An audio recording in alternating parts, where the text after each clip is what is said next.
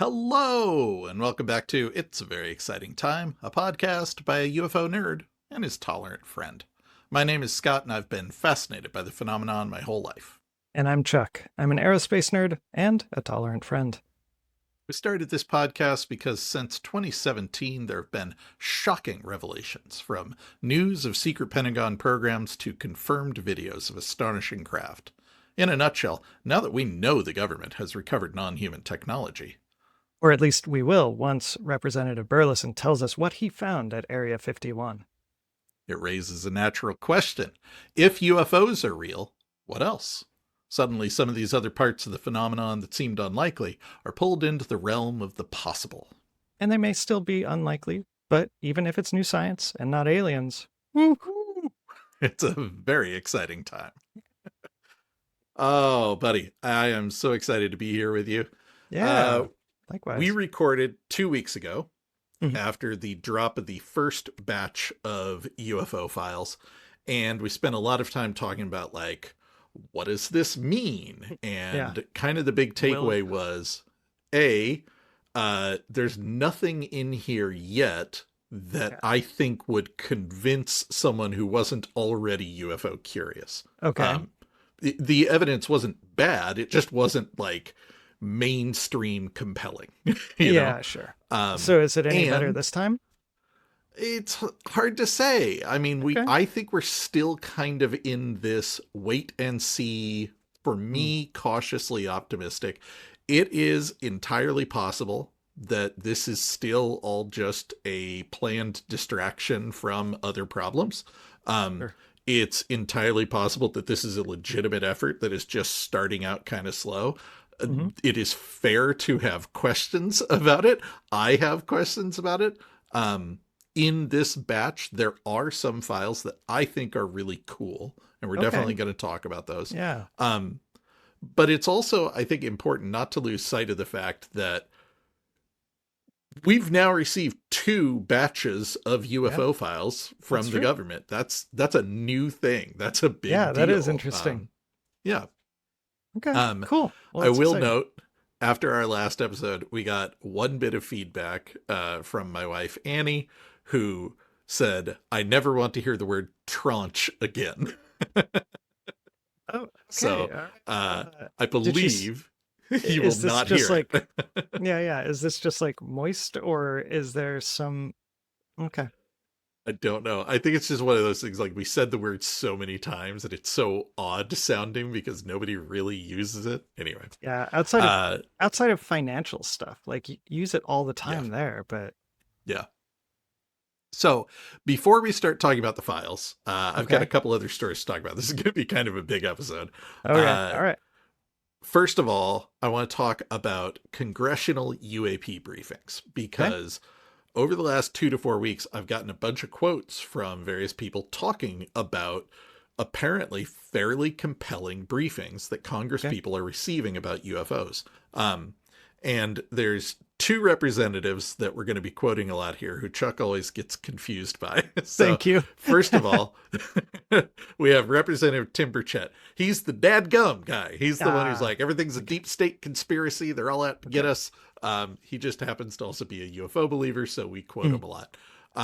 The other one, who we're going to hear a lot from today, is probably my current favorite congressperson in terms of being involved in the UAP stuff, and that is Representative Rep Burlison.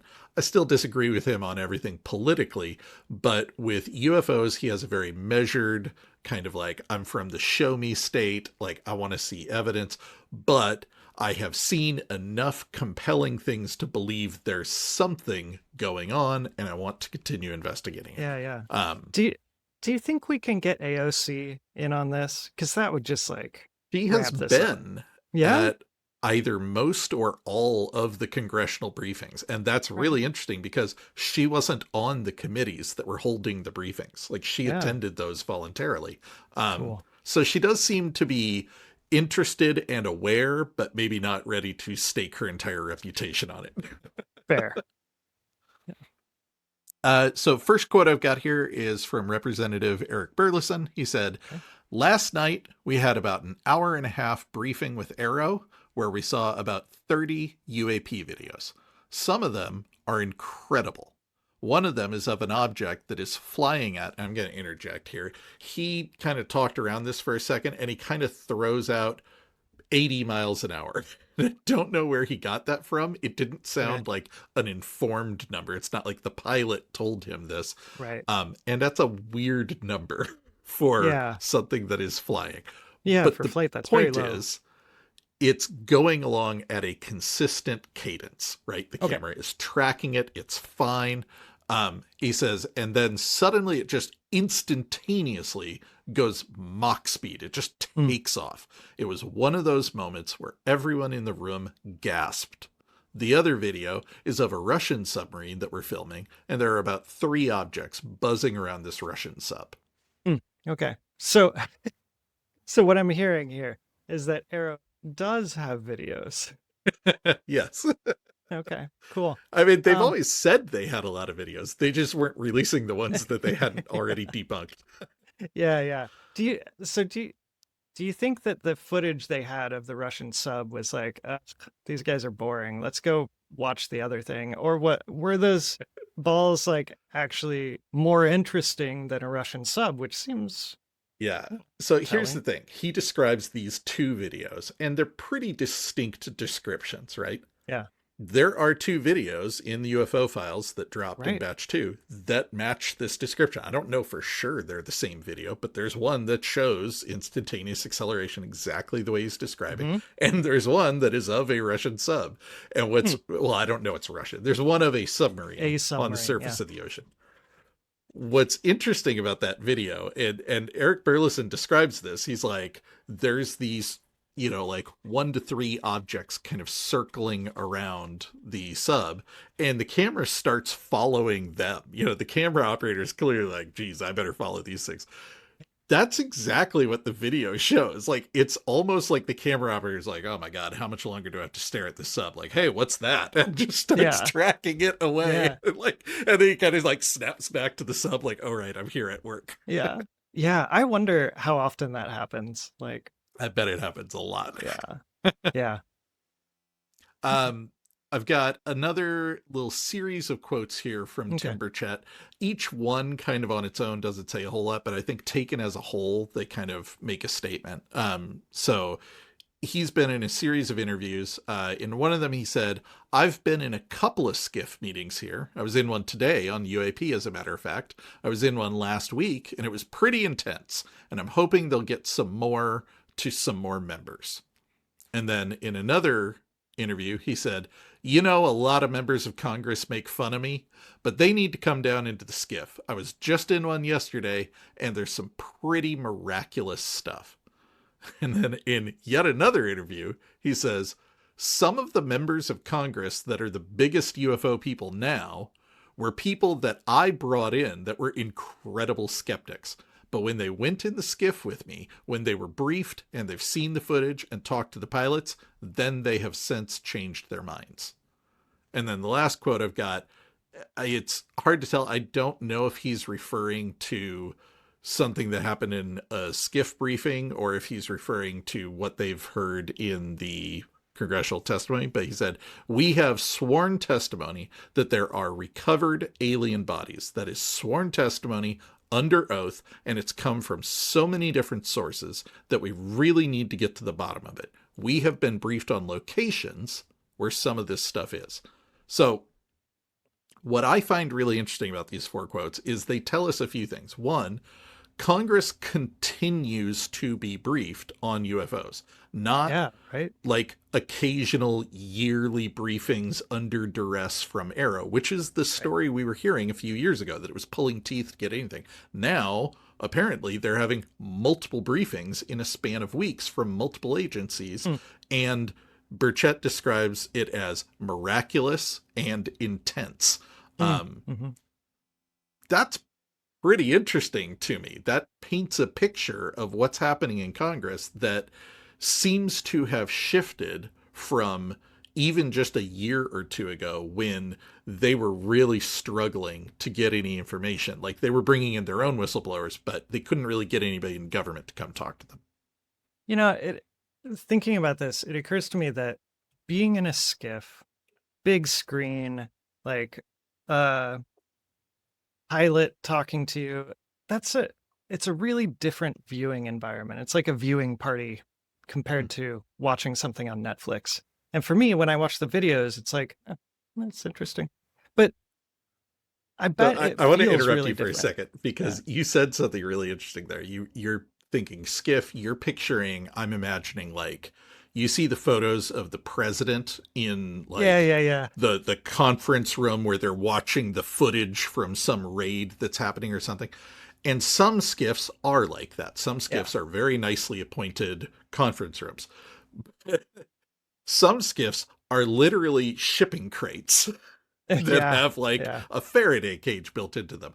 Some skiffs, I found out recently, are the floor of a building, like Right. the Yeah. entire floor of a building. So skiff doesn't actually tell you anything about the location. So you're picturing a big screen TV and a pilot walking through, but it might be like David Grush pulling up his iPad, like, look at this. Yeah. Yeah. But still, I think it would Yeah, still be similar, right? Like you have absolutely. someone there you can ask questions of. You can say, is it 80 miles an hour? How can you tell? Like, Yeah. I don't know. It's As just opposed it. to a congressional public briefing where Right. the only answer you're going to give is ask me in a skiff. Right. Yeah. Yeah. Yeah. And so it occurs to me that part of the reason I struggle with these videos is that I don't have that, like, that extra Context. info channel. Yeah. Yeah. Um, We're going to talk about that later. That's an yeah. important point. Yeah. The idea that we are getting these videos completely free of analysis and largely free of Right. context. Yeah. Yeah. Yeah. So he also mentions locations. Is Yeah. that locations of bodies, locations of UAP? So he doesn't say, but I'm Okay. putting two and two together because we have also heard this from Burlison. We have heard this from Grush. We have heard this from Okay. a few other people that Congress has been directly told this is the location of the reverse engineering program. Okay. Here is where a crashed vehicle is kept. Here Hmm. is where the bodies are kept. Um, Okay. so he may be referring to any or all of those, but Cool. this echoes what we've heard from Burleson, which is he's out on this kind of like national security tour right now. He's been Mm-hmm. working with the White House, we talked about that, to get access to these locations that have previously rejected congressional visits. And he's going out to see various facilities. And we're hoping it's including places that whistleblowers have told him go to, this Air Force base and go to this particular hangar. Mm-hmm. Yeah. Okay. Um, so yeah, Burchett basically painting us a picture that Congress is receiving ongoing briefings. Yeah. Now, there's one particular briefing that I want to talk about here. Okay. So we've got this quote from Representative Burlison. He said, I was briefed on an event that occurred where they basically tried to set up a perfect case scenario that would cause UAP to come in and then try to capture them or try to document them or record them. And I'm going to interrupt him here for a moment because this sounds like Skywatcher and Jake Yeah. Barber, and they were telling us about like we're summoning UAPs, both Right. with psionic assets and with this technical device they built called the dog whistle. Yeah. So it sure sounds like Burleson is saying he attended one of those events Right. where they Yeah. summoned UAPs. Whatever happened to them? Like we never got another drop from them, right? Correct. Skywatch has been dark for a while. The last update we heard was the kind of military guy they were working with who had developed the dog whistle had moved on and taken the dog whistle with him. And the Interesting. impression was that wasn't like they fell out. It was just kind of a natural thing. He got reassigned or something. Um, Okay. but the last quote that we had from Skywatch was basically, we've concluded our research phase, our hands-on actively trying to summon things, and are now going into the what does it mean phase, working with scientists, handing over Mm. our data. But yeah, they said there was going to be more videos and there hasn't been. So who Okay. knows what's going on with them. Okay. Interesting. So Burleson says he was briefed on an event that occurred where they tried to cause a UAP to come in and capture or document or record it. And it was very successful. Mm, He okay. said, this only happened a few months ago, and this is when the whole conversation changed, because that event was one that no one could deny. There were so many people that witnessed these things, and these were all credible people working in our top intelligence sector. They brought me in to brief me on this within a few days or weeks after this event happened, because they knew I was researching this topic. So, like, this is kind of the first we've heard about this event, right? Or did you know about this before? We've heard rumors of similar events. Ross Coulthart has dropped hints that there have been summoning events that maybe Congress people have been invited to. Burlison has even teased something like this, but this is the most like specific, actionable thing we've heard. And this is very much us reading between the lines. He is describing something that sounds like Skywatch. So my mind goes to what Skywatch told us, which is, hey, we're out here in this area where we summon them. We've got a procedure and we do the procedure and then we monitor to see if they show up, and they do predictably. Okay. Yeah. I want to know so many more details. Oh, absolutely. I'm also curious, like he says he's researching a topic. What does it look like when a congressional rep researches a topic? Like, is this Googling or visiting sites, or like, how do they research? I mean, all of the above. In the case of Eric Burlison, it means talking to David Grush, who you hired to be on your staff. David Grush telling you, go knock on this door, go talk to this person, ask the following questions, like very pointed guidance. Burlison, as I mentioned, is going on this kind of tour of national security sites. We know that that is tied to whistleblower testimony of particular locations that rumor claims that stuff was there or was there at one time. One of the frustrating things that we have from like David Grush is he's like, this is where it was 10 years ago when I was doing that research. Where is it now? But they know we're doing the research, so they've probably moved it. Burlison, one of the facilities he went to, he's like, we know there's nothing there now, but it's useful to go to the facility just to see, does it align with what we've heard? Or are there things that tell us immediately, there are serious problems with the whistleblower testimony we received about this facility? But if you show up and there is a hangar here, it is positioned the way they described, something could have been brought in the back gate, and yada, yada, yada.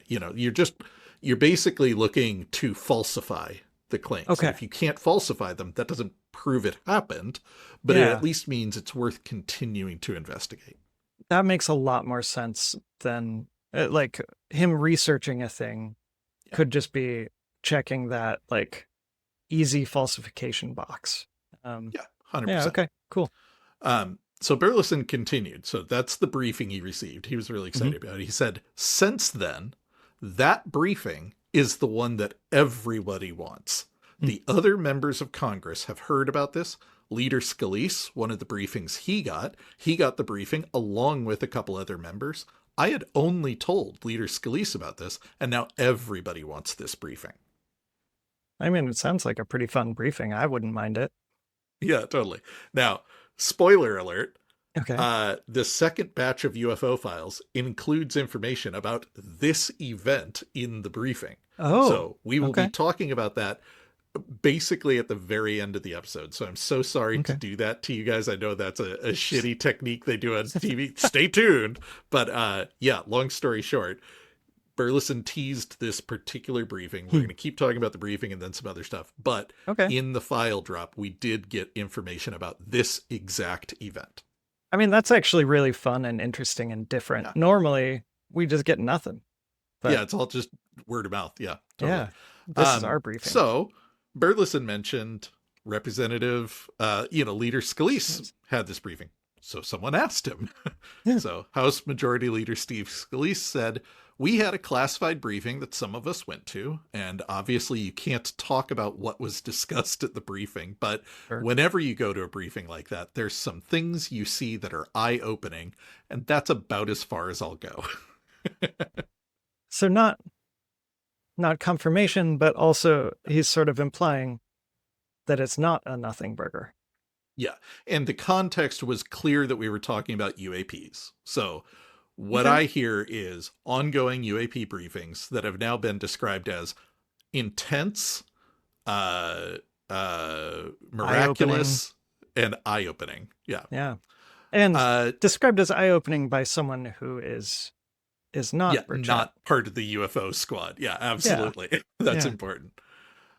Journalist Ross Coulthart was interviewed about this. He said, "I think the event that Representative Eric Burlison is talking about is something that I'm kind of aware of. And yes, it was something that he was given in a classified briefing.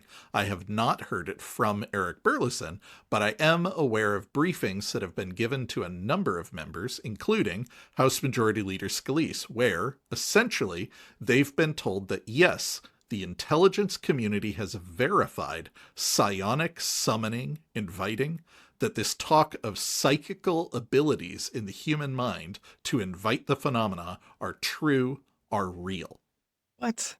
That's Yeah. that's kind of wild coming from Ross Coulthart, who I Yeah. trust a lot. Coulthart has a lot of credibility with me. Yeah. He's the one that brought us Jake Barber. He's the one that brought Yeah. us David Grush. He does seem to be plugged in. All I will say here is he is echoing what we already heard from Jake Barber. Okay. But So it could be that's influenced. fine, right? Like we heard from Burlison that they did an event that sure sounds like what Skywatcher was doing. We're now hearing from Ross Coulthart that he is hearing from people who received this briefing that it was about the psionic summoning in particular. Mm. That's all really interesting. Yeah. Executive Director of the Disclosure Foundation, Jordan Flowers, was talking about this. He said, "The FBI has been taking their investigation of this topic extremely seriously." And I'm going to interject for a moment here. This is a little surprising because for a while, what we heard was the only UFO body, the only group investigating UFOs was Arrow. Right.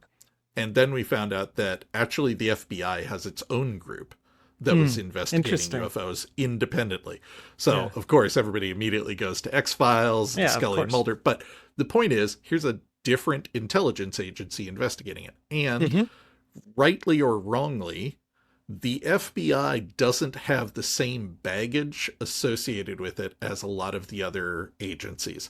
The CIA, the Air Force isn't an intelligence agency, but like the CIA and the Air Force in particular have gotten kind of a bad reputation over the years for investigating things and then kind of like holding it and keeping it all to themselves and not letting anybody have access to it. And I'm going to stop talking now because Chuck walked away. No, I'm still here. I just had to close my door. Sorry. So anyway, Jordan Flowers, executive director, says the FBI has been taking their investigation of the topic extremely seriously. And we, as an organization, meaning the Disclosure Foundation, have been trying to get as many members of Congress as we can to go get the FBI briefing that has been described by other members as, quote, the hottest ticket in town. Apparently, going into this briefing has been transformative for many of the members that have been there. So now we've got intense, miraculous, eye-opening, transformative, hottest ticket in town. Yeah. These aren't words you usually hear about classified congressional briefings. That's really a little true. weird. Yeah. Yeah. And I wonder about like what else gets that kind of billing. Like what gets Congress people really excited to go see, but also it's weird that the Disclosure it's weird that the Disclosure Foundation, like, are they a lobbying group or basically? Yeah. Okay. Yeah. All right. It's similar to the Soul Foundation. The goal is to work with Congress to take the topic more seriously and approach it Okay. from a higher perspective. Okay. And so Disclosure they're Foundation is talking to each. separate from the UAP caucus, but Mm-hmm. all of these groups kind of do the same thing in terms of working with Congress to get the topic taken seriously. Okay. Got it.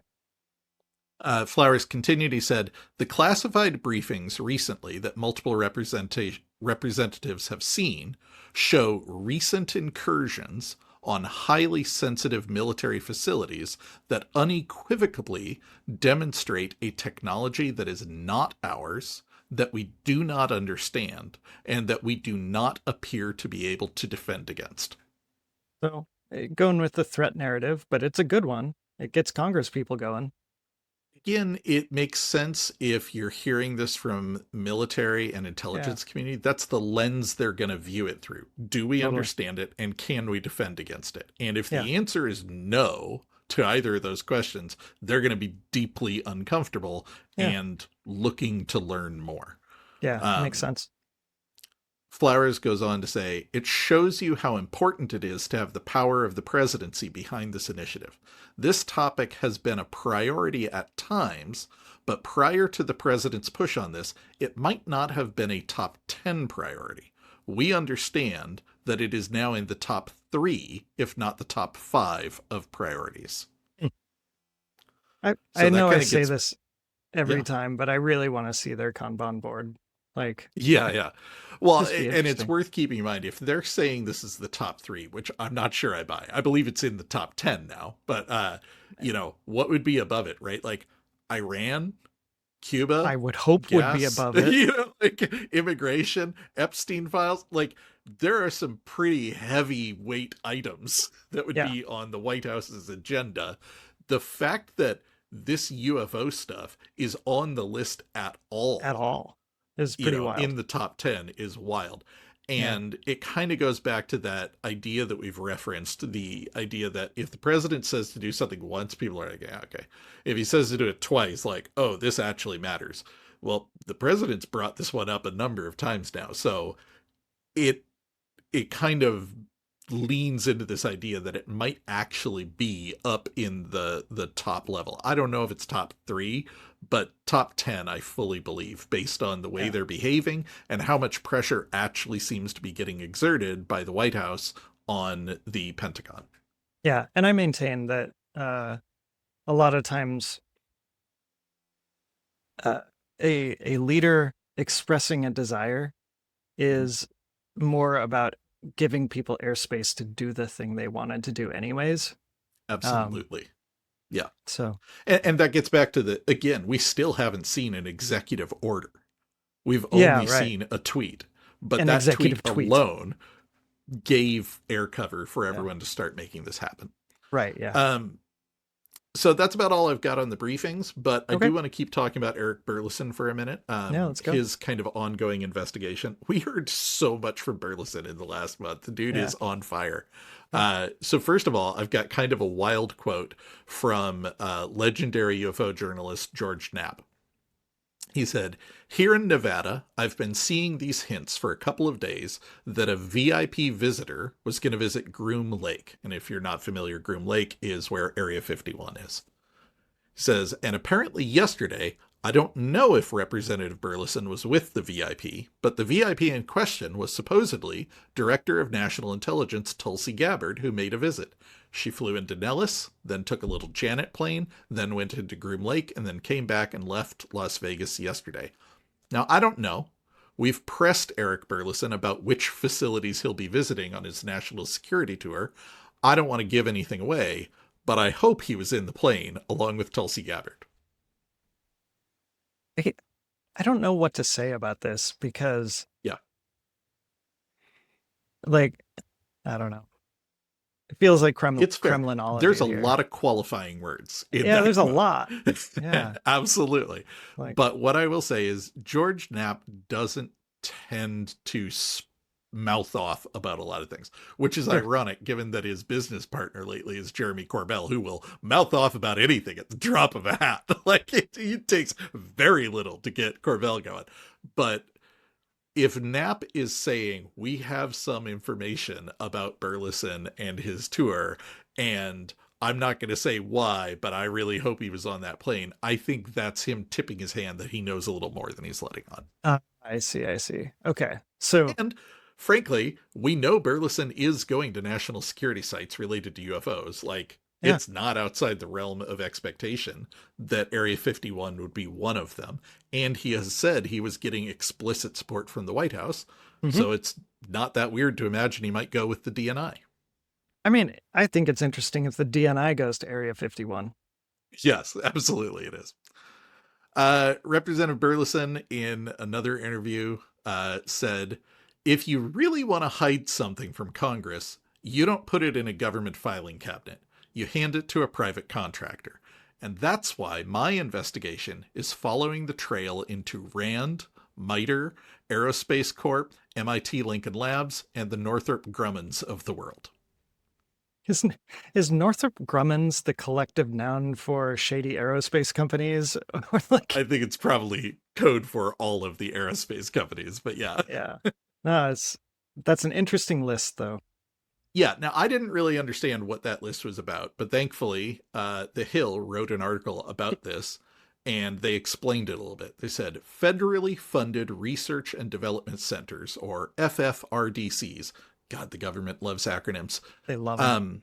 Are a special class of government contractors that work on long-term projects and have access to classified information, as well as proprietary information that for-profit contractors are legally barred from seeing. The MIT Lincoln Laboratory, along with others, including MITRE, RAND, IDA, the Aerospace Corporation, JPL, and Sandia, was designed in the 1940s and 50s to retain wartime scientific capability outside of the civil service. That structure has led to a network of private nonprofits with classified access that ordinary contractors do not have, and that also operate one legal step removed from the executive branch.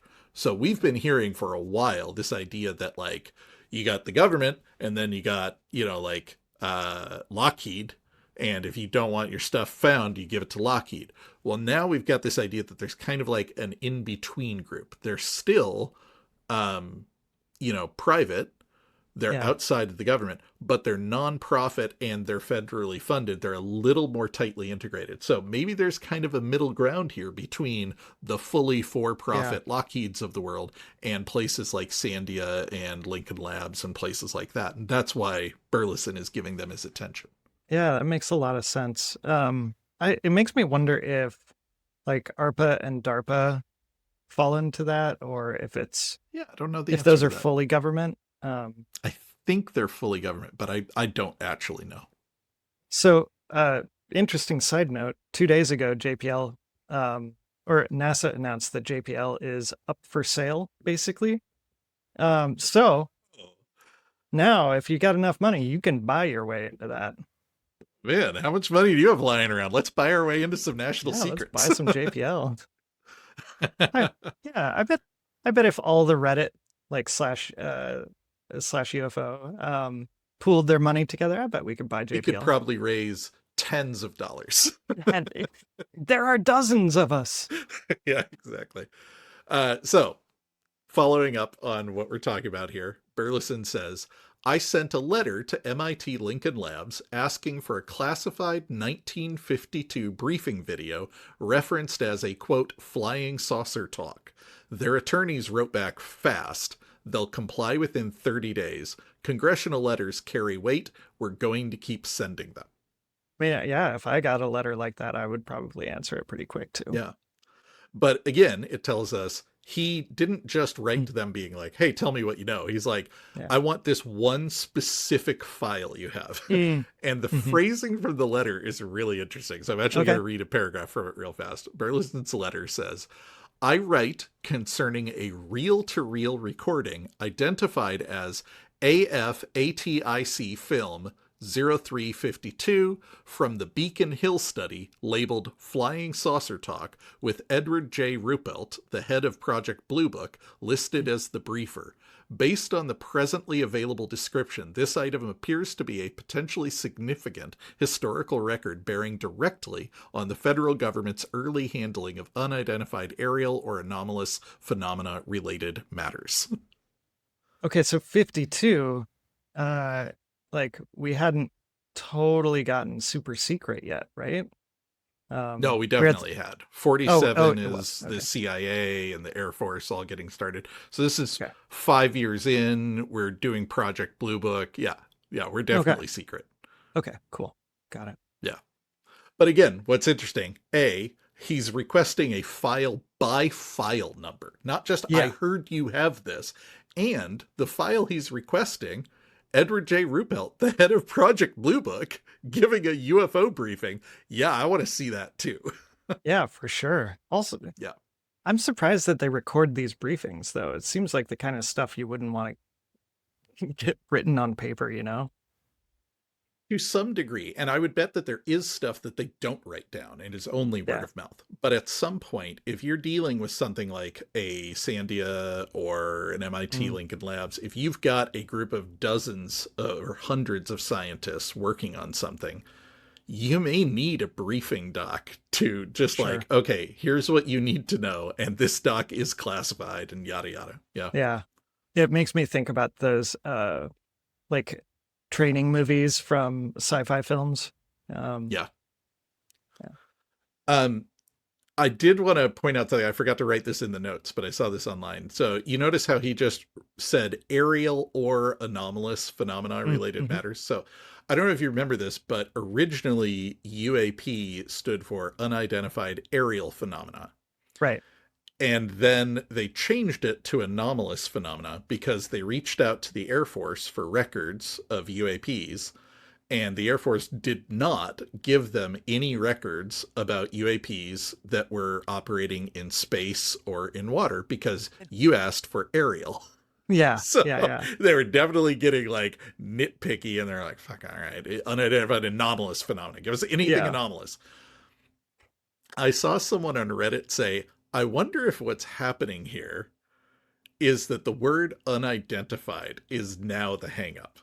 We're asking for unidentified. Maybe it's identified. Maybe the government identified. They're like, you didn't ask for the identified phenomena. Yeah, we already made contact with the aliens. We signed a treaty. This is a photo of a bird that we couldn't tell what it was. That's so funny. Yeah, that seems like exactly. Bullshit, oh man, you know it's not. If it hadn't already happened with the word aerial, I think I'd be like, whatever. But now I'm like, I don't know, maybe. We need to start doing FOIA requests for identified anomalous phenomena. Just phenomena. Yeah. Okay, so I've got one more thing before we get to the files. I can't believe we have so much to talk about. It's been a wild couple of weeks. Yeah. So, Chuck, I assume you are familiar with astrophysicist Neil deGrasse Tyson. I sure am. Yeah. Sure. He has a new book out. It's called Take Me to Your Leader, Perspectives on Your First Alien Encounter. The blurb for the book reads, America's favorite astrophysicist has written the most entertaining and universally appealing book of his stellar career, a practical guide for dealing with alien visitors, an exploration of how it might happen, and a cultural history of our fascination with extraterrestrials. That sounds amazing. Have you read it yet? No, I have not. No. Okay. I want to interject for a moment here. Neil was really popular for a few years on Twitter for doing critiques of science fiction movies. He'd talk about like what was accurate and what was inaccurate. The first few times he did this, it was really charming. And the like 20 or 30th time, it became really pedantic. And, you know, it's like, well, actually, rockets don't work like that. You know? So anyway, I don't know if you watched it, but Stephen Colbert's final episode of his late night show aired recently. And they have this running gag that I don't want to give away, but at one point he's looking at a weird science-y thing, and he's like, I wish someone could explain this to me. And Neil deGrasse Tyson steps out of the shadow like, I believe I can help. And Steven's like, oh, legendary astrophysicist and my close personal friend, Neil deGrasse Tyson. It's so good to see you. And Neil kind of like talks about what's happening. And That's awesome. when he's done, Colbert goes, oh, thank God you're here. And Neil goes, thank science I'm here. And Colbert just looks at him. He's like, it's just a phrase, Neil. Everyone says it. I love the idea that even his close personal friends are kind of exhausted by him sometimes. Oh my God. I'm sure they are. I'm sure. Yeah. So anyway, someone, of course, got around to interviewing him and asked, why aliens, Neil? Yeah. And he says, if you go back a few decades ago, most of the accounts of UFOs and alien abductions and things were people who didn't otherwise have title or integrity that their station in life would grant them. There's the farmer in his back 40. There were drunken revelers at 2 a.m. staggering out of the bar. And beginning a few years ago, various whistleblowers and insiders. Well, they're not farmers. They're not drunken revelers. And there's a parade of them, many of them ex-military, ex-intelligence agency officers, and under oath in front of Congress. So when these people of high rank started reporting, I said, all right, I have to jump in here. I can't stay silent. I have to be a participant in what's going on. It's a good way to go. Like, find the fire, find the thing that's not being attended to, and go latch on. Yeah. Astrophysicist Avi Loeb was interviewed recently and talked about this a little bit. Now, Avi Loeb, for those who are not placing the name immediately, is the Oumuamua guy. There was this giant rock that flew into our solar system from interstellar space, which is a very unusual thing. Yeah, I think at the time interesting. it was either the first or the second one we had ever detected. Because of its speed and angle of approach, we knew it was interstellar. And Avi wrote a book at the time called Extraterrestrial that proposed the hypothesis that this asteroid wasn't an asteroid. It was a technological remnant, maybe an alien spaceship or something. It might have been a solar sail or something like that. He didn't try to say it was actually an alien ship, but he said it might be technological. He's kind of staked his whole career on this idea. And to Avi's credit, he always does this with kind of a nod and a wink. He knows that this thing probably isn't, but what he wants you to confront you with is the fact that you can't say it's not. Right. We just don't know. It has characteristics that could be this. And of course, the predictable thing happened, which is everyone in the scientific community is like, Avi Loeb is off his rocker. This thing is very obviously an asteroid. And he's like, but you don't know that. And they're like, oh, shut up, Avi. So anyway, Avi is in the UFO community kind of like off to the side a little bit. He's still pretty mainstream science and still vaguely dismissive of UFOs as a whole, but because he kind of staked his career on it, he has to at least remain open to the idea, and he's taken a lot of grief for it. Yeah. So one of the things, so before you continue, one of the things I've been learning recently is that the job of a principal investigator is significantly more than finding good science. It's almost more a sales position. And especially working for Harvard, which is, I think, either the first or the second largest paper publishing body. They care deeply about lots of papers that are like popular. They're well regarded. Yeah. Well, absolutely. Maybe not even well regarded. They care if it's popular. Oh, okay. Because well, that's really interesting, given what I'm about to quote Avi saying. Okay, cool. Yeah. He's interviewed. This is kind of a lengthy quote, but it's such a banger. I had to include the entire thing without editing it down. So Avi Loeb says, and then you have influencers. I call them the Kardashians of science. And I will not mention names, but one of them just wrote a book on aliens. And if you check his resume, you will find out that over the past 2 decades, he did not publish a single scientific paper. So he's not a practitioner of science, yet he speaks with authority about science. And how do you tell the difference between an influencer and someone who practices science? by the fact that someone who practices science is sometimes going against the wind, because sometimes you see anomalies and you have to say something different than the rest of the community. That's how discoveries are made. Whereas the influencers always count how many likes they have. So this particular person wrote a book now about aliens because he recognizes that the subject is popular. 5 years ago, he resisted my book, Extraterrestrial, and tried to suppress the message, and now he's taking ownership of the message just because it's becoming more popular. That's how you define an influencer. Yeah. Avi. Avi is also an influencer, but absolutely.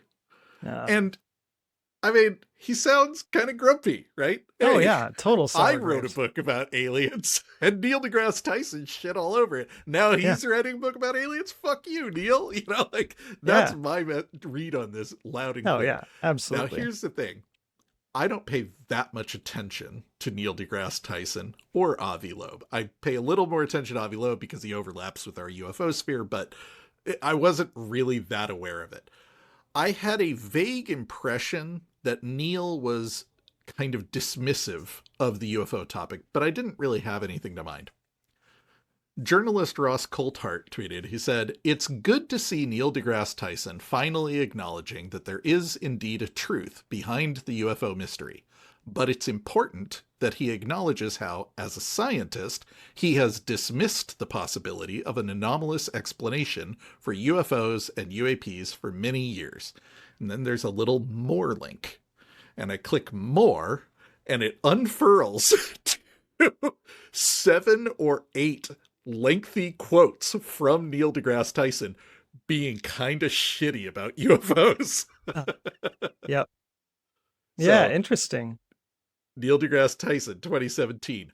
"Call me when you have a dinner invite from an alien. The evidence is so paltry for aliens to visit Earth, I have no further interest." Yeah. Neil deGrasse Tyson, 2019.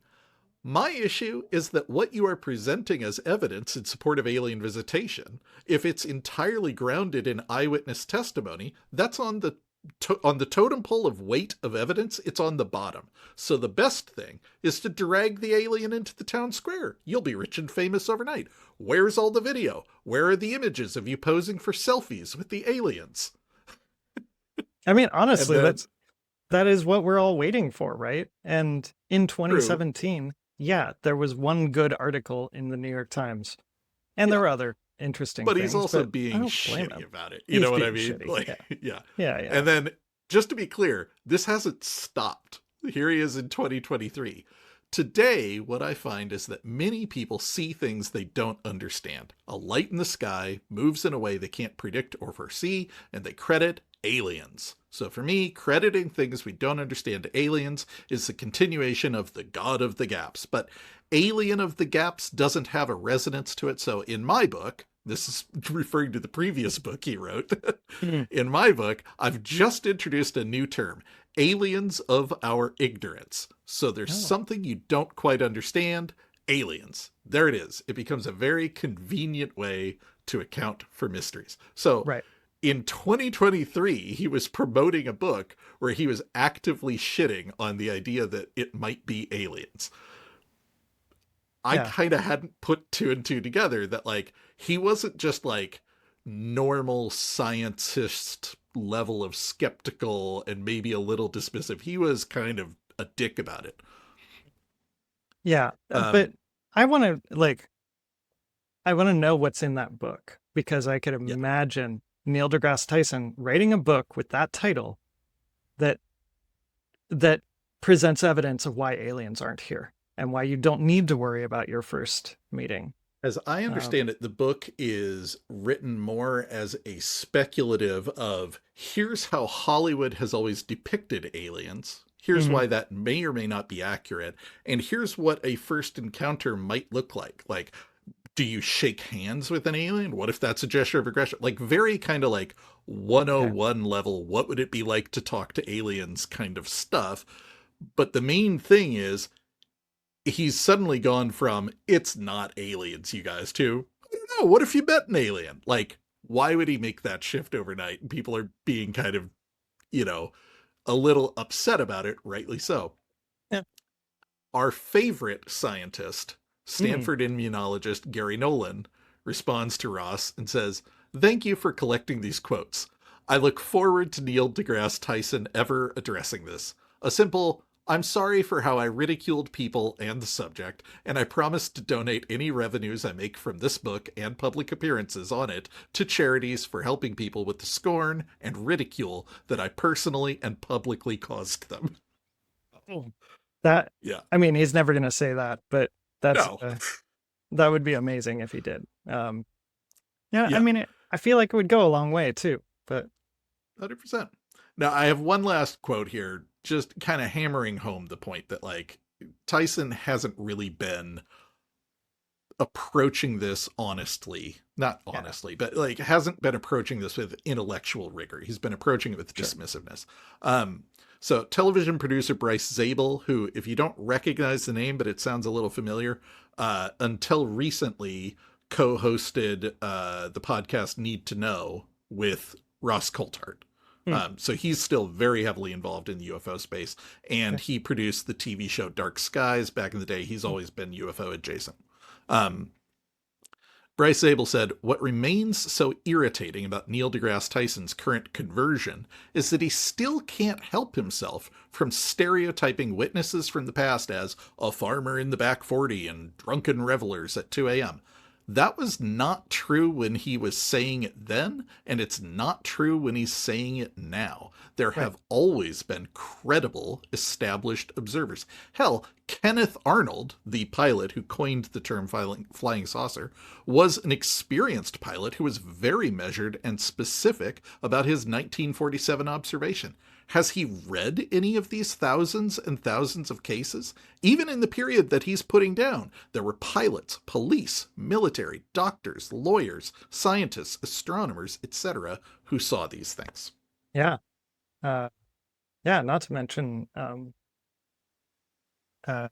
astronauts, right? Like, yeah, Totally. I don't know. So I kind of doubt he has. I don't have like I like Neil deGrasse Tyson, but I have noticed that he has that kind of dark side, and it is a little frustrating to me. And I wish Bill Nye would come back. And he's a celebrity scientist, so he's gonna jump on what gets clicks. You know, like Avi was being a dick about it, but he's not wrong. You know, Avi is also a little bit of an influencer, and for that matter, so is Bill Nye. You know, right. But I think what is interesting about it is viewing this sudden shift in the context of what we're hearing. Whether you take Neil deGrasse Tyson at his word or not, whether he's earnest or not, something in the popular consciousness about the topic of UFOs and alien life has shifted, that the arguably most vocal leading skeptic of alien life has suddenly decided to jump on the bandwagon about it. Yeah. Whether you think he's doing it for the right reason or not, something has changed that he now feels this is something he can do without it negatively affecting him.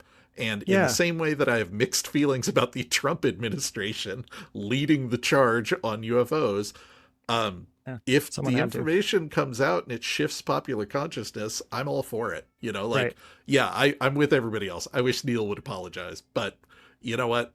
In the end, you're on the right side now. Let's keep going. Yeah. And influencers are going to influence.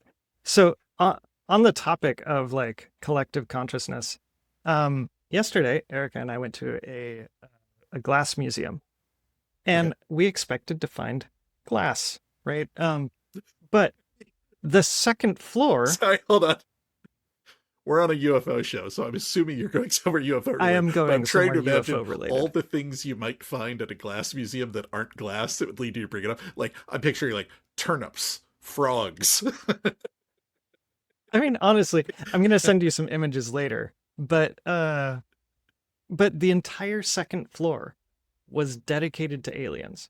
It was paintings, glasswork, sculptures, like metalwork creations. It was just all aliens. Major museum in Florida. Like, I don't it was very surreal to me. And Erica was saying, what is happening here? It's like, well, I know you don't listen to the podcast, but I'm going to tell you a quick version of the last couple of years, and maybe it'll make That's sense. so funny. Yeah, it's weird that it's just like right there now. It's so strange. Yeah. Like this is a recurring theme on this podcast is how strange it is to go from the 90s and the aughts where it was all Little Green Men and Hmm. X-Files music and very dismissive. The most credibility you'd ever get from it was, I mean, statistically, there's alien life somewhere. Right. To now, the actual government is publishing actual UFO files, and the conversation is shifting away from do UFOs exist to what does this mean? Right. That's Yeah. wild. Yeah. So, first of all, before we get to the UFO files, Yeah. little bit Yep. of More things, eh? we're an hour in. I have a few more points before we Just get a to the couple point more. of the episode. We're on the UFO files now, but I Okay. have a few more things in reaction to the first batch dropping a couple of weeks ago. Okay. So first of all, last time we talked, there was quite a bit of confusion around when, or frankly, if we would see more. Well, we now Right. Yeah. know it's been 2 weeks. Yeah. Representative Burlison was quoted as saying, from what I've been told, they plan to do a release every 2 weeks, which I gotta say, if they Ideal for continue us. to stick to our podcasting schedule, I mean, couldn't clearly. ask for a better setup. Literally, files drop Friday, we record Sunday. It's perfect. Yeah. I mean, No clearly we problem. have some fans. Yeah, exactly. um, Here's a very weird thing that happened. If you if you follow Trump on Truth Social, which I hope you don't, um, Nope.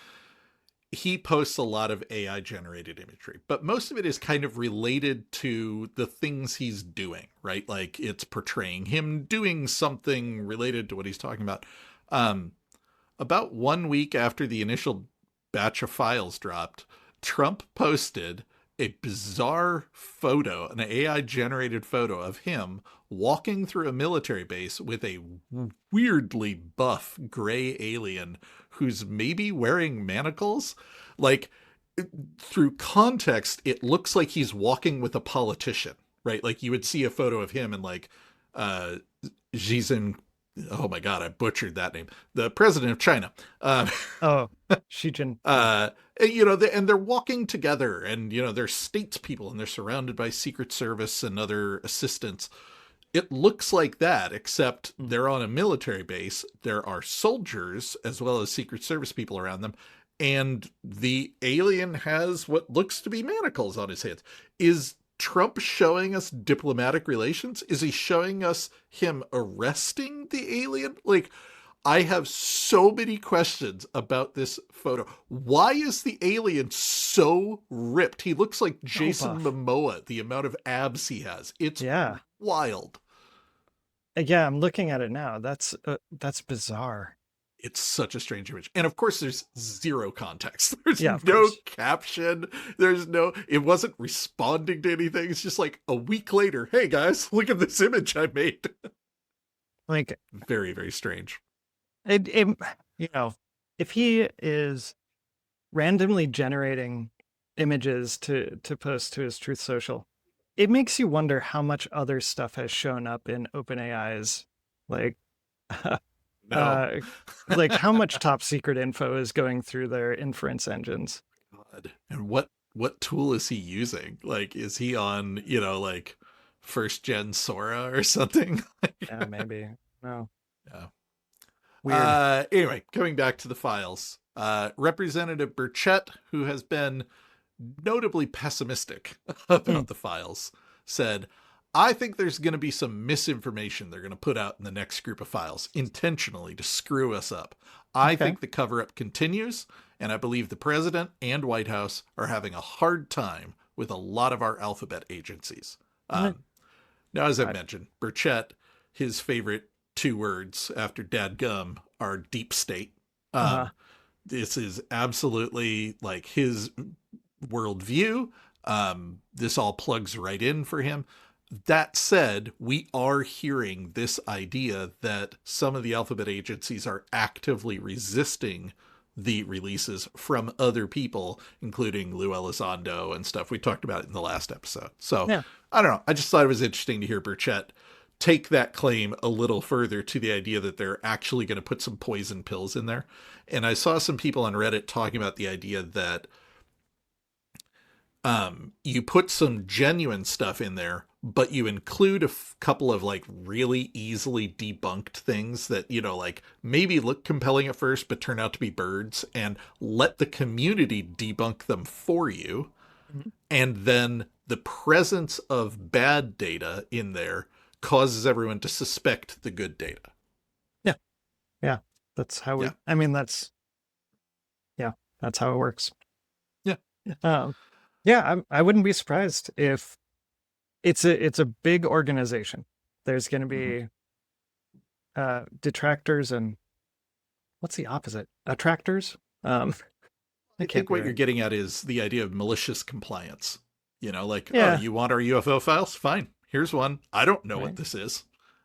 Yeah, right. And it's just, that's how it goes. There's not much you can do about it in an organization that big. So I think it's just to be expected. Now, I mentioned earlier that one of the frustrations with the way that they're releasing the files is they are absent any context or particularly analysis. The most context we get is like Japan 2020. Maybe we get a full date, maybe we get a better location, but that's about it. So someone reached out to Pentagon spokesperson Susan Goff and asked whether Arrow plans to release any formal analysis of the UAP files. And she responded, quote, "We are not providing any comment or assessment on the files overall or on any specific file so that the American people can make up their own minds regarding the files."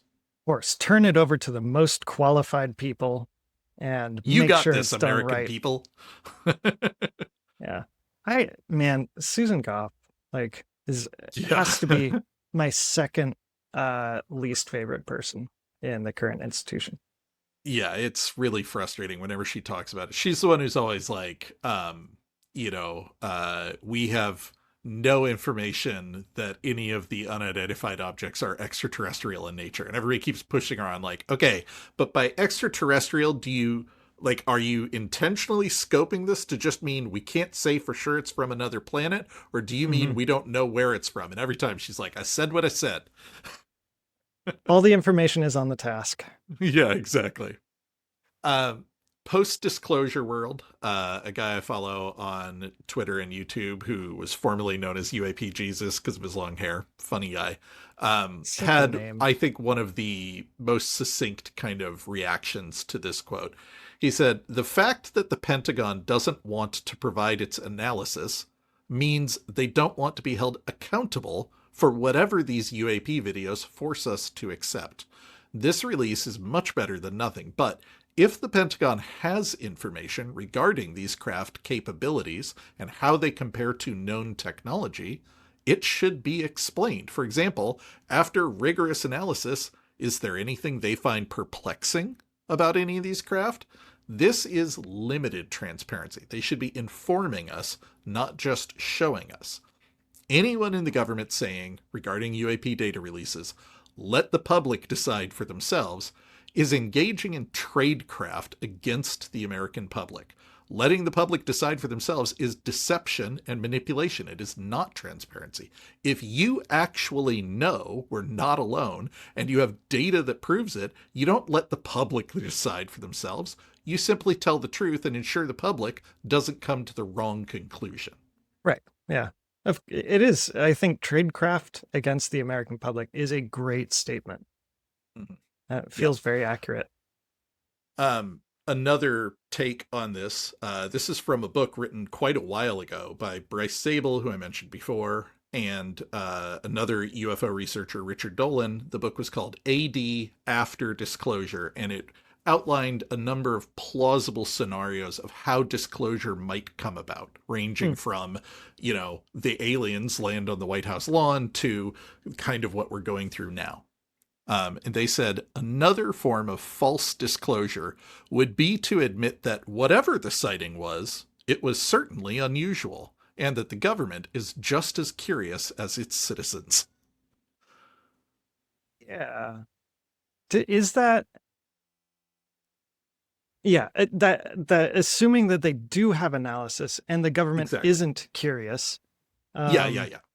Then The yes, whole that thing would is be based on the idea, which, to be fair, we know is true, that the government has been actively researching it and does know more than the public. And, post-disclosure world hit the nail on the head.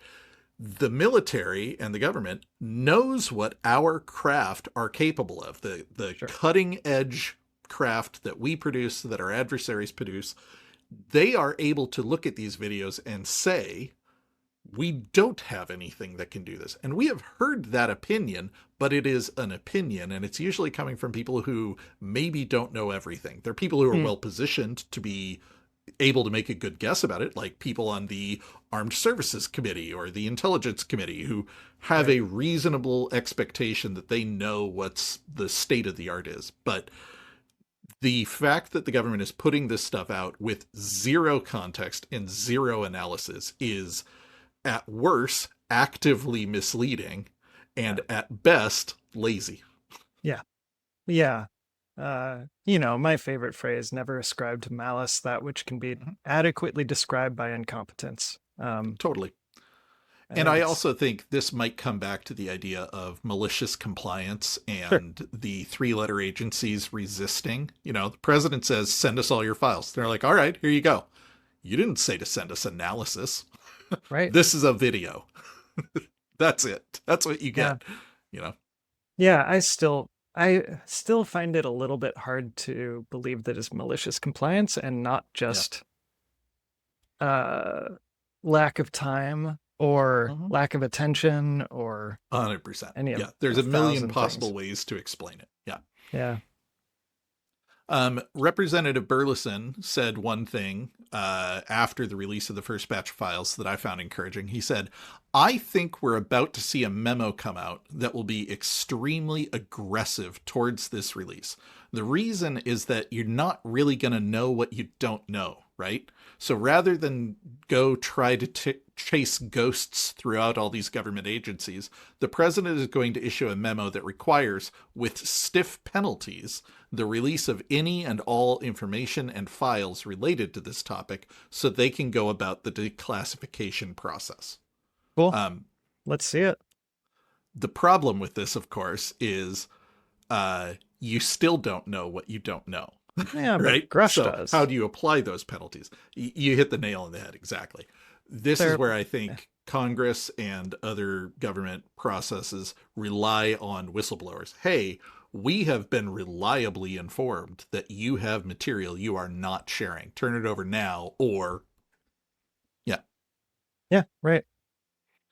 Now, here is what I think is going to be your favorite Representative Burlison quote of the evening. So he had another interview, and he's asked, do you think that they're going to put out more files? And he said, I know there's more to come, because the White House called me and said, hey, can you talk nice about this release of videos? And I said, I don't even know what's in it. You guys have not engaged with us at all. Sure. Why would they? But that's fun. Yeah. He continues, he says, and, I'm probably spilling the tea here a little bit, but they said, you're right. And we're now at the point where we need you because you've done the recon on this. We have content that we're still declassifying. But as far as where to take the investigation, who do you think we should talk to? Well, I've got this staffer over here who has some ideas for you. Yeah. And Burlison starts laughing. He says, and I'm like, you're really asking me who to go talk to? He said, so Right. I gave them a list of people that I've always wanted to talk to, but who've There you never go. really talked to me because they're all protected under their non-disclosure agreements. And so I said, but you've got to bring me in because I've been doing all this work with no recognition. So if now things are getting real and real disclosure is going to happen, I deserve to be part of this. Yeah, hell yeah, man. I hope he gets that. That sounds I hope incredible. so too. Yeah, Yeah. absolutely. Although, yeah, how embarrassing. Like, you're asking me? It's Come like, on, man. yeah, incompetence. Okay, Telling you. so we're over an hour in. Let's finally Yeah. talk about it. UFO Files Batch number 2 All dropped on right. Friday, 2 weeks after the first batch. Pentagon spokesman Sean Parnell, quote, today the Department of War, God, I hate that every I hate time. that I term. sub out Yeah. Pentagon every time I get a chance. Yep. Today, the Department of War is publishing the second release of declassified and historical unidentified anomalous phenomena video files. Since the site's launch on May 8th, 2026, war.gov/UFO. They always write it in all caps. All caps. Yeah. It's very important. War.gov/UFO has received over 1 billion hits worldwide, highlighting the unprecedented levels of interest in both this topic and the Trump administration's historic transparency effort. The Department of War and our agency partners are actively working on the third release of UAP files, which will be announced in the near future. I don't even have anything to say to that. Like, you know what I'm thinking. Well, there's two things that I think are worth responding to. First of all, confirmation there's Sure. going to be a third batch. Cool. That's great. Yeah. Very Glad cool. to hear that. Second of all, 1 billion hits. You and I work in the web. That's a number fair we chunk. understand. Yeah. It's a fair amount of traffic. Yeah. I mean, that's what Shopify does in one day. So, Sure. Granted, that's like Cyber Monday, but still. Yeah. But it's a fair chunk.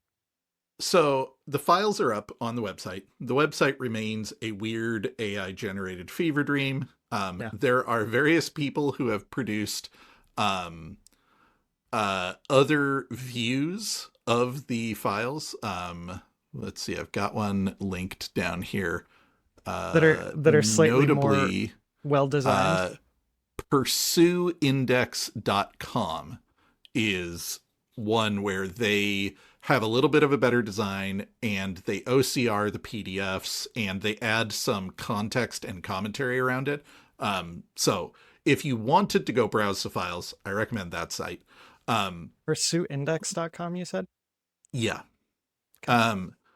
But mostly, although I have skimmed the files, I'm going to be quoting from an email sent from the Disclosure Foundation, which, frustratingly, they didn't publish the contents of this email anywhere. You know how normally you get an email from an organization, you click on it, and it's a press release on their website, or it's a blog post or something, and it's syndicated.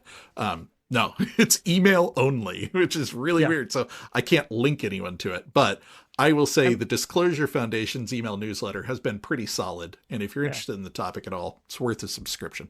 I mean, it's a lot more in touch than taking a hard drive over to someone's desk. Yes, exactly.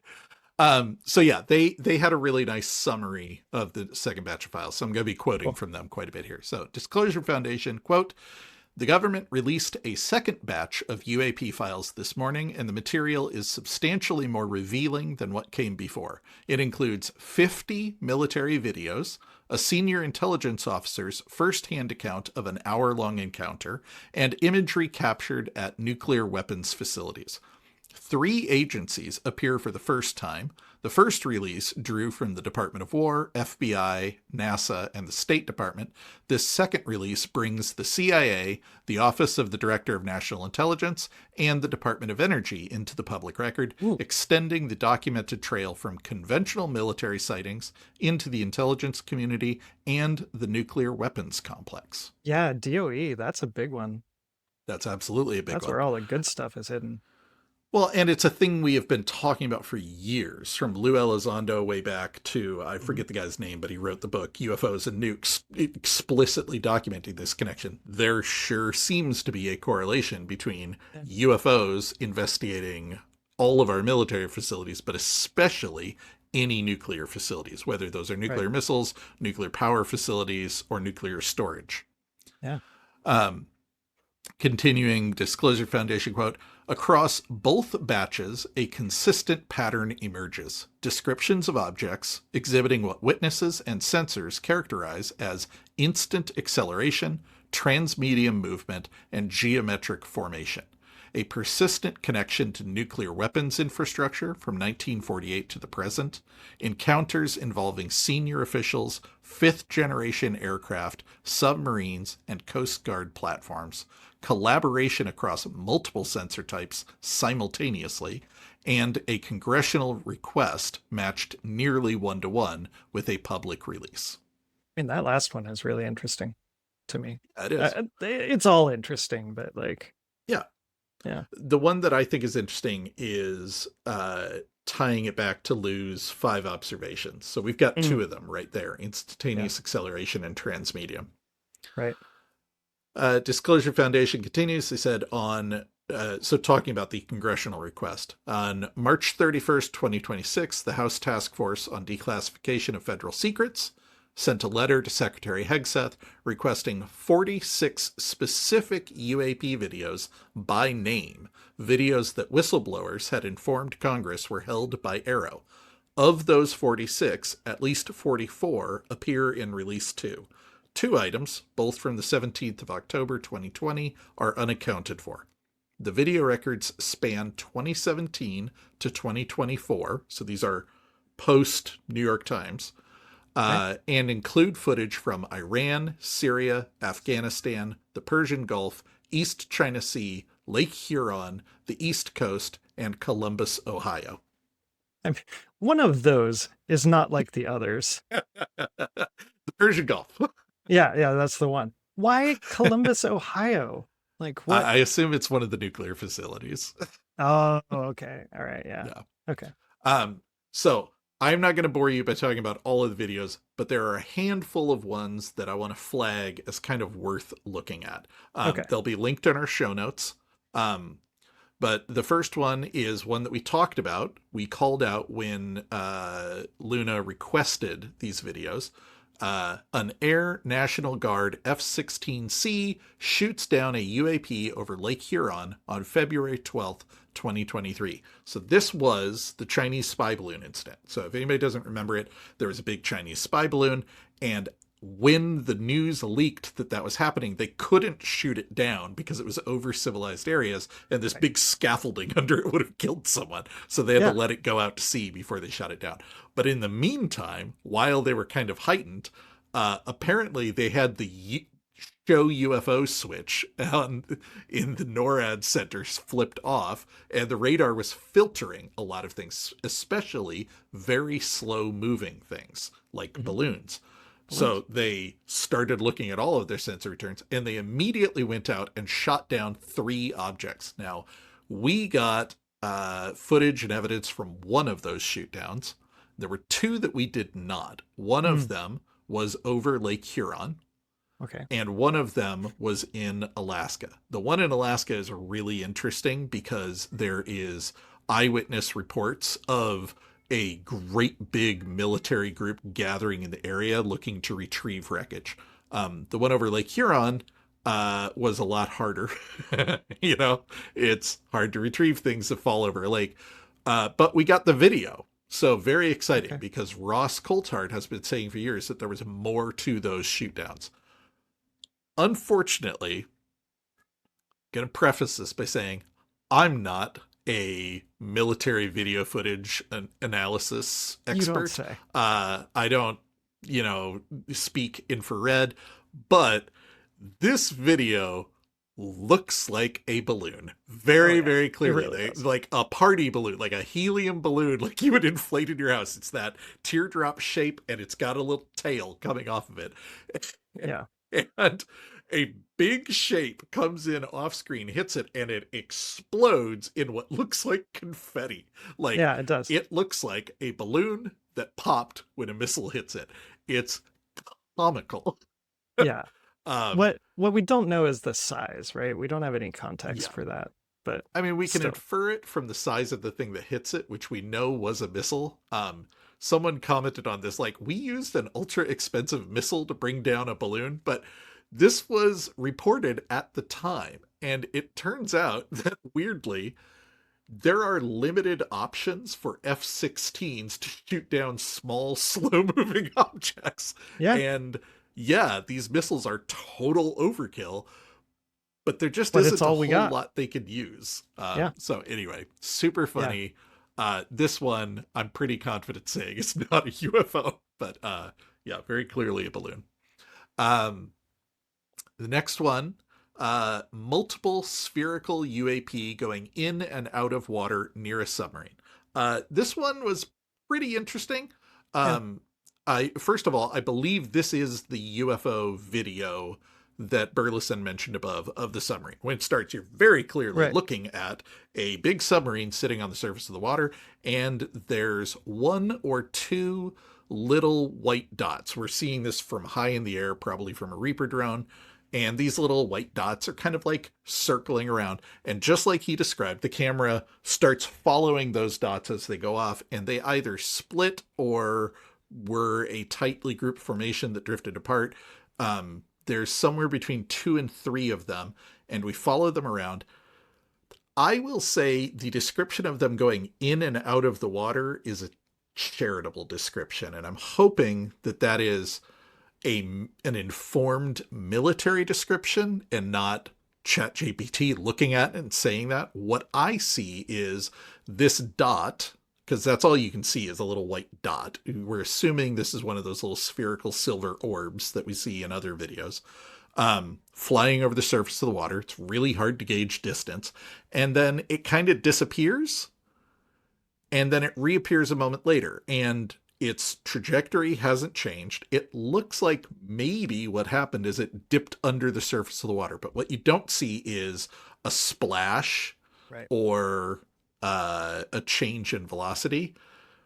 On the one hand, that might mean that doesn't mean it's going in and out of the water. On the other hand, that aligns with what Lou has been saying. This is the whole point of transmedium, is that it doesn't interact with the water the way that a craft we built would. A craft that we built, you can imagine maybe I build something like an F-16 that can go into the water and continue traveling under the water.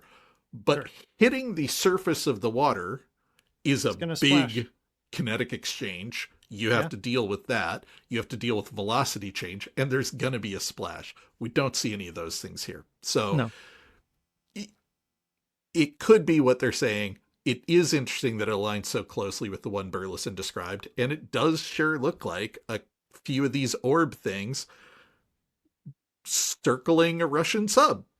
That's interesting. Yeah. And if it's 44 out of 46, like, Congress better get another list together. Like, if they're yeah, exactly. Request more. Apparently it works. Yeah. Another video is called the Syrian UAP Instant Acceleration. This one's interesting. The least impressive video you have ever seen until the very end. It aligns with the way Burlison is describing it. We are tracking an object flying over what I assume is water. Because of parallax concerns, it's really hard to get an estimate on how fast it's going. It looks like it's hauling ass, but as Mick West has pointed out, that can be an optical illusion. It could be an object drifting in the wind. But what is interesting is at the end of the video, it all of a sudden like zips off screen. It looks like a cartoon. Like if you animated the Roadrunner suddenly like, you know, it kind of like leans forward and elongates a little bit. Like it's like, whoop, like rubber bands right off the screen. Yeah. And I like it. The looks the like a video moments, of instantaneous acceleration.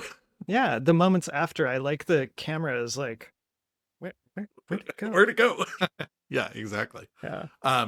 So, who knows? Again, I'm not a sensor expert. There are people already ripping this one apart online and trying I'm to sure. prove that it's not what it looks like, but it sure looks like a video of something with instantaneous acceleration. And that aligns with what we heard at the very top, that this was maybe one of those videos that got shown and got audible gasps from people in the room. Instantaneous acceleration is one of the 5 observables. So here we go. Pretty exciting. Another video showing one of the observables. The next video is U.S. Coast Guard captures tic-tac shaped IR hot objects. This is one of those videos that is technically interesting, but not the kind of interesting that I would show to someone who doesn't care. Yeah. It's exactly what it's described. The Coast Guard was filming something else, and a white object flies through frame, and it looks like a tic-tac. Yep. The thing that's interesting about it being a tic-tac is most of the videos that we get now are not shaped. They are spheres or dots or points of light. This sure looks like a tic-tac. So who knows? Yeah. Another one, 4 UAP in formation over the water in Iran in August of 2022. This might be one of the ones that Burchett was saying they put in here to throw us off. It appears to be filming 3, maybe drug runner speedboats. Who knows? It's in Iran, so that's probably not what it is. But, it's 3 boats hauling ass over the surface of the water. And then a little blob of 4 dots flies in from off screen and kind of drifts through the frame. I could easily be convinced this is just birds.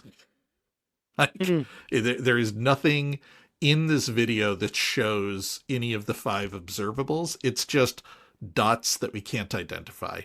Yeah. Yeah. Yeah, that's kind of disappointing. But this last one, this is genuinely my favorite video in the batch. I actually think it is worth looking at. Again, it's linked in the show notes. DOWUAP PR055. Spherical UAP in and out of clouds, November 2020. What you're seeing is, again, black and white infrared footage. The contrast has been dialed up. We're looking at clouds from above. And you see a black circle flying through. And then all of a sudden, it turns on its side and dives into a cloud bank, disappears for a moment, and comes back out of it, going the opposite direction.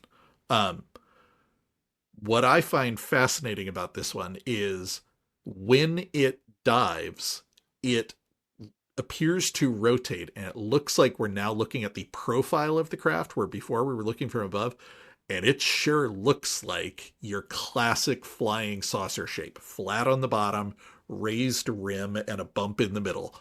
Yeah. I'm open to being told I'm not seeing what I'm seeing, but you watch it, it looks like if I told you, imagine a flying saucer flying along, and then suddenly it tips down and goes into the clouds and comes back out the bottom. Yeah. That's what this video looks like. Yeah, I feel like that could actually be the clouds obscuring it, and maybe, but I don't know. Absolutely. Yeah, it's still interesting. I don't know shit about shit. Yeah, right. I found this to be the most compelling of the videos that was. It is really cool. Yeah. It really does look interesting. It seems to be too big. It does seem to have a dip into clouds and move another direction, which I feel like would be quite hard even for a fighter jet, but I don't know how far away that is. Exactly. Yeah, we don't have enough context. It is very interesting. I would rank it up there with the original 3 videos we got, the FLIR, the Go Fast, and the Gimbal, where all 3 of them showed something unusual, especially the Gimbal, where it rotates while it's flying, a thing that just is not fucking possible with our current understanding of aerodynamics. It's just still dispute that one, though. Yeah, okay. Yeah, but I don't know. We can talk about it after the show. Absolutely. Okay, so moving along, because we still got more to go through. So that's the first thing. It's just there are a lot of videos. The next section, Disclosure Foundation says, There's UAP documented at America's most sensitive nuclear facilities across 76 years. 3 Department of Energy documents establish a direct connection between UAP and nuclear weapons sites. Again, this is fascinating because this has been the rumor for years, is that there is a very overt connection where they are actively surveilling at best, if not actively interfering with nuclear facilities.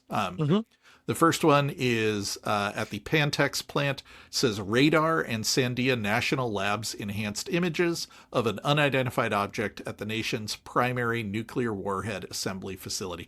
Again, the images aren't particularly impressive, but the context around them makes it impressive. Yeah. That's interesting. Sandia Base. Yeah. Sandia Base from 1948 to 1950. This is a PDF with 116 pages of formerly secret classified correspondence documenting green fireballs over nuclear weapons storage sites. The scientists at the time concluded that the objects were not conventional meteorites based on anomalous copper particle composition. I'll admit, I didn't read these pages verbatim, but I skimmed through to see what they were talking about with the copper. It appears to be they saw fireballs. The theory they were trying to falsify is that they were meteors. If they're meteors, they're going to leave a trace. So they went out and took soil samples everywhere that they thought they saw them, and they found an unusual amount of copper that doesn't line up with meteorites for science reasons that I don't understand. But regardless, 1948, 1950, this is immediately post-World War II. This is still like nuclear research, the height of nuclear research. They're actively paying attention to this stuff. These are people that would take any unusual phenomena very seriously and investigate it, and they do seem to have. And like green fireballs, like that is how copper burns. Yeah, absolutely. There was one part that I found really interesting that someone online pointed out, which is page 90 has verbatim minutes from a February 16th, 1949 conference at Los Alamos, where Edward Teller does a back-of-the-envelope mass and shockwave calculation in front of Norris Bradbury, Frederick Rhines, John Manley, Marshall Holloway, and Lincoln La Paz.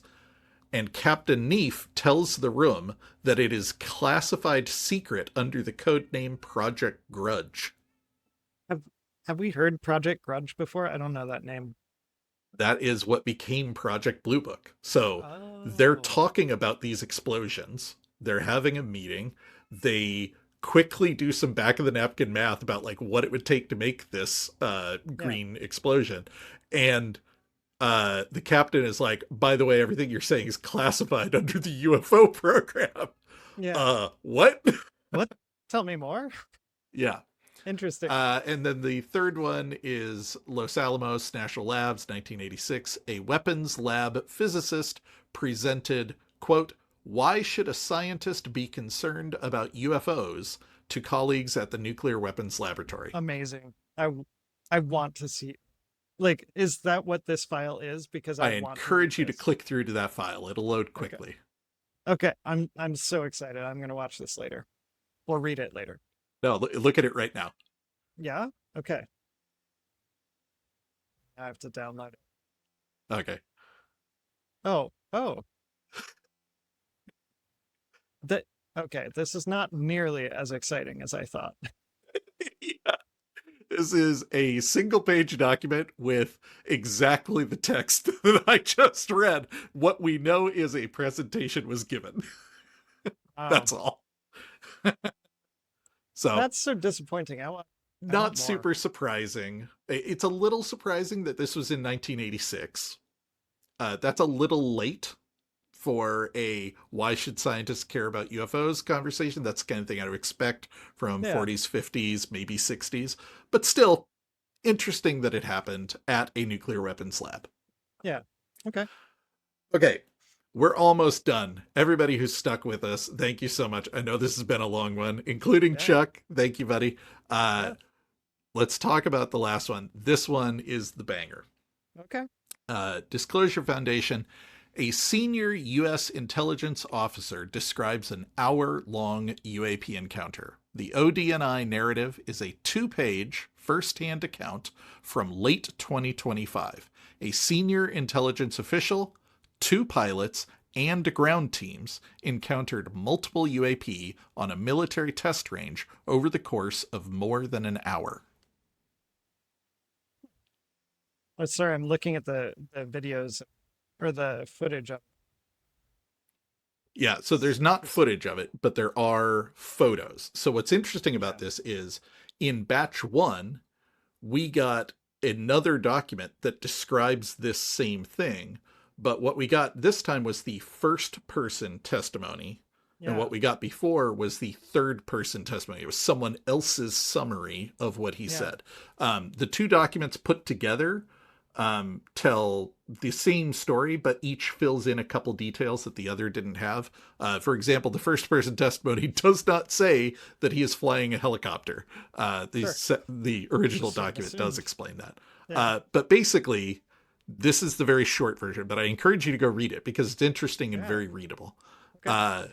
An object approached within 10 feet of the helicopter, split in 2, and then accelerated beyond pursuit speed. Ground teams observed the object on infrared cameras and described it as super hot. Countless orange orbs swarming in all directions against a mountain backdrop. The orbs formed geometric patterns, including a T formation and a triangle. The same orbs appeared directly above fighter jets, matching their speed and flight path, and radar, FLIR, night vision, and naked eye observations all corroborated simultaneously. This is cool. a banger sighting. Yeah. Multiple witnesses, multiple recordings on different types of technology that all support the same claim. There are also a bunch of photos, FBI photos, in the archive from Release 1. Unfortunately, every single one of those photos is of a white dot or a couple of white dots. They're really not impressive, except with the context of how they were taken. But like I said, I encourage you to go read the document because it's very approachable. It reads a lot like Jake Barber. It's not. We know that the author is actively serving in late 2025. Jake Barber is not. He is a civilian now. But what he is describing is exactly the shit that Jake Barber described. They're in the range. They're flying a helicopter. They have been sent out because there were reports of anomalous radar observations. They're scanning the ground for wreckage, but all the wreckage they find looks like old rockets. They find a weird cave that they want to investigate, but they can't land near. They are approached by lights. Ground teams see it. The people in the helicopter see it. People with night vision goggles and people without see it. Fighter jets are dispatched to the area, also see it and interact with it and are not able to keep up with it. So what this document does not mention is we were there because they were summoning it. Yeah. And if you remember from the top, that was kind of the context that we inferred. I'm sorry. I'm leaving out my final quote here. Representative Burlison tweeted after the files dropped, and he linked to this one in particular and said, "In my opinion, this is the most important record released today. Also, this is the event that I was personally briefed on by the senior intelligence official who experienced this shortly after it happened. I have asked if I can attend the next exercise just in case this phenomena shows up again." So, a couple more details. This is exactly the event that they were briefed on. We know that the FBI ran that briefing, which is supported by the fact that these are FBI photos in the documents. We know that this briefing is the one that they were describing as eye-opening, intense, all of the above, and that everyone's trying to get into. This is the hottest ticket in town. Ross Coulthart said this is them getting proof of psionic summoning, and it aligns with what we've heard from Jake Barber about how these types of operations are run. yes, we are pulling together a few different threads. Yeah. The document in the release does not explicitly say any of this. But when you combine it with what Burlison said, what Ross Coulthard is saying, what Jake Barber has said, I think we're getting a pretty clear case here of this is a very recent event, late 2025, that immediately was brought to the attention of Representative Burlison. He immediately spread the word to Congress. Congress is actively trying to get this briefing, which means they're giving it over and over again. People are being convinced by this briefing, and this briefing seems to support the claims of Jake Barber with regards to psionic summoning. If this is what Congress is getting, yeah, eye-opening is the least of it. Yeah. Like, So is there a place that stitches together all of those things? yeah, in the show notes, the link for 24 FBI photos already in the archive, that goes to that page I was talking about where they mapped Yeah. up the two documents and all the photos in one place and kind of gave the high-level summary. Okay. I'm also combining it with what Burlison and Coulthard are saying. So nowhere Yeah. on that page does it mention psionics or summoning. Okay. Cool. Oh yeah. Okay. I see what you're saying. Uh, I saw the page, but I didn't see the first person narrative behind it. Okay, this is Yeah. great. Man, that's Yeah, exciting. so this is wild, right? Yeah, this is great. Yeah. So unfortunately, again, we're still not quite to, grab your cousin who is not interested in it and show them this, and they're like, wow, I guess UFOs are real, like, Yeah. but we're getting close, and there are some really tantalizing hints here that there's more coming. And to quote Representative Burchett from the previous release, the holy shit moment is coming. Yeah, right. I mean, Okay. psychic proof that psychic summoning of UFOs happens. That sure sounds like a holy shit moment to me. Yeah, it does. I mean, it sounds complicated. I don't Yes. like yeah, we're gonna have to figure that out. It goes back to the intro of Yeah, our show, wow. right? Like the reason we Yeah. started the show is there was a period of time where whether or not UFOs existed was the question. That was the edge of the Right. Overton window. Like anything beyond that, like we're not talking about alien life. We're just like, are there even unknown craft in the sky? Right. We're now firmly in the camp of, yeah, that shit is real. And also psionic summoning of UFOs. That carries a whole cascade of questions with it. Like, Yeah. what do you mean you can summon it with the human mind? First of all, okay, I guess psychic stuff is real? That's wild. Second of all, how do you summon something? Does that mean that the craft is psychic? Does that mean there are occupants on the craft? Who are the occupants? Why were you summoning it? What happened after you summoned it? Did you get the craft? Did it like there's so many follow-up questions. Yeah. So Dude, it's one of those things where it almost sounds unimpressive to be like, yes, like here's a document that says we saw a bunch of orbs and those orbs were there because they summoned them. But it's important because of how much carries on in the wake of that. Yeah, yeah. And reading that, like the document you mentioned, the first person narrative behind it, Yeah. that gives a lot of details that are really interesting. And it's that kind of analysis that I've been missing. Some of it, I will be honest, some of it reads a little bit like AI, but it's still an interesting analysis. Do you mean AI in the sense that AI helped someone compose their narrative, or do you mean AI in the sense of wholly imagined? Well, how do you determine? Well, that's kind of my point. Like, Yeah. I think when a lot of people hear AI, they immediately go, "Oh, the whole thing's bullshit." Oh, And no. Yeah. this might be AI more in the sense of Grammarly. This dude's a military pilot. He's not used to writing highly detailed reports of a UFO encounter he had. Yeah. And maybe he turned to ChatGPT to help him get his thoughts into an orderly shape. Right.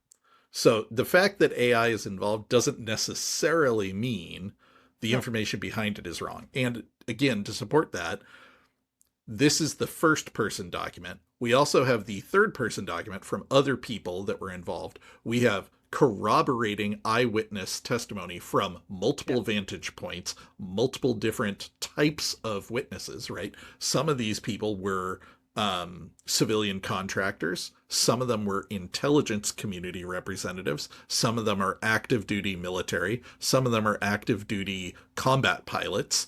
They're in a highly surveilled area of the range. So, and they've got, radar, FLIR, night vision, observations, like all of this adds up. So Okay. I just want to make sure that you're not wrong when you say some of this kind of feels like AI, but I want to make sure that nobody goes, oh, okay, I can forget the whole thing then. And No, yeah. that is a reasonable knee-jerk reaction to have in a lot of cases, but I think you got to look at the whole picture. What I really wanted to say is that there are multiple elements in the interpretation, the first person narrative behind that document, that are very clearly written by an LLM, which doesn't mean it's bad. It just means that any interpretations that come from that document need to be viewed with suspicion. The original document, I think, has all the bearings of written by an actual human, but the interpretation. Okay. This whole time I thought you were talking about the document that came out in batch 2, which is the 2-page first-person narrative. That feels legit. You're talking about the earlier 3-page third-person summary. I'm talking about the Pursue Index document. Yeah. That website may very well be AI. Yes. Sorry. I thought you were talking about the eyewitness testimony. No, sorry. Yeah. So the reason I said it is that part of the reason I like this document on Pursue Index is that it gives some of that character around the document. It talks about like, oh, you wouldn't know this, but from this other document, we know that it's a helicopter or whatever. Yes. The problem is there are a lot of clues in here that this page was written by Claude. Like the use of M dashes extensively. I use M dashes extensively. That is the most bullshit AI tell. Okay, but how often do you use the phrase load bearing? Because not often. Claude uses it in every single document I've ever seen it write. Sure, that's fair. I'm to be clear, I'm not challenging your assumption. It probably is AI written. If I had to make a website that took all of the government's, at this point, 300 files and composed some conclusions that the government is not giving us, I would absolutely lean on AI. So you are probably right. Yeah. By the way, I had misunderstood what you were saying. I had thought you were talking about the eyewitness thing. I still think everybody should go look at that 2-page human written, very readable summary of it. Again, part of the reason it smacks of Jake Barber is he did a similar thing where he did a just the facts ma'am thing. He's like, here's what I saw. There is very, very little attempt to infer meaning or intent or conclusions. It's just, we flew out here. I saw this. My co-pilot saw that. I put on my night vision goggles. We observed this. I am not telling you it was alien. I saw a thing. Yeah. No, I think it's great. Yeah, cool. Well, I'm going to dig into this and give it a read. This seems really exciting. For sure. Yeah. So to kind of circle back, so last time around, you kind of asked me, how do you feel about the files release? And I was kind of all over the map about it. Yeah. So I'm going to turn the tables on you. We've got 2 of them now. How do you feel about this? I mean, this last one is really interesting. And it's very rare that we get any kind of actual details about what's happening in a skiff or a briefing or whatever. And I don't know, it's kind of satisfying and exciting to see it come out so quickly. Do I do I think it's aliens? No. But do I think it's exciting? Yes. Yeah. And do I want us to dig into it more? Heck yeah. And Absolutely. so, like, I think it's really interesting. I do think it's worrisome that we're summoning things and then chasing them with fighter jets and helicopters. Right? I mean, it's a little, Yeah. but still kind of exciting. Yeah. Either way, 2030 is not going to be a great year for us.